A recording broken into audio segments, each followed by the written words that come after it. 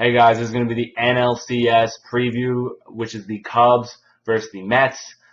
I think that if you want to go to start at game one, the Cubs are going to be playing with John Lester as their pitcher and Matt Harvey for the Mets. I believe that Matt Harvey will be able to win this game and show that he is ready for this moment and he's a great pitcher instead of just a very good pitcher. I think this is going to be a blowout in my mind. I think John Lester is going to, not a blowout, but I think John Lester is going to let up around 4 to 5 runs, and Matt Harvey's going to let up 1 or 2. And then the Mets are going to be able to hit against the Cubs relief staff, and that will be that. Game 2 is Jake Arrieta versus Noah Syndergaard. I know Noah Syndergaard pitched pretty well in his, he actually pitched very well in his start, game 2. And he pitched very, very well in relief. But I think Jake Arrieta is just one of the best pitchers in the league, and he's going to show it. And he will let up no runs to 1 run, and they'll win game 2.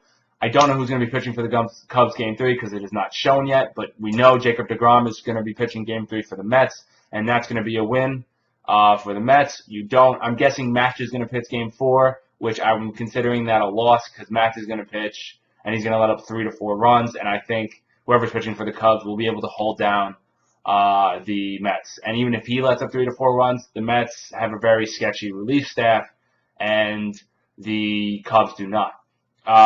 If you go lineup versus lineup, the Cubs, in my opinion, have a definite advantage in that. You got Dexter Fowler, Kyle Schwarber, Chris Bryant, Anthony Rizzo, Starlin Castro, Jorge Baez. They've all been hitting great. They've all destroyed the ball.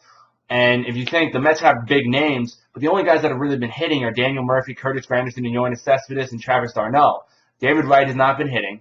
Michael Dyer has not been hitting. Wilmer Flores has not been hitting. Juan Lagares only had a big hit last game, but he hasn't really been playing. So you have a lot of guys on that lineup that haven't been hitting. If they start hitting, they can definitely win this series.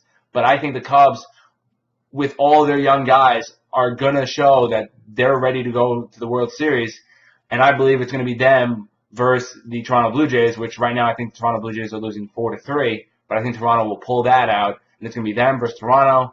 And that will be the World Series. I think the Cubs will win this series 4 to 3 with Jake Arrieta pitching the 7th game. And maybe he'll be pitching the 2nd game. He'll be pitching the 7th game. And he might actually even have to pitch the 5th game because I think they might be losing. They'll be tied 2-2 then. But I think he might pitch the 5th game, and he might pitch on short rest on the 7th game. So John Lester will go 1-1 in this series. Jake Arrieta will go 3-0 or 2-0, and they'll win this series 4 to 3. Sorry, all you Mets fans, but that's what's going to happen. I was 5-0 on the last series, where the Mets won that series 3-2 against the Dodgers, and hopefully I'm right again. If you like this channel, please subscribe and comment with any advice. I will happily take it, and enjoy the NFL tomorrow and enjoy the NL and ALCS. Thanks for watching. Bye.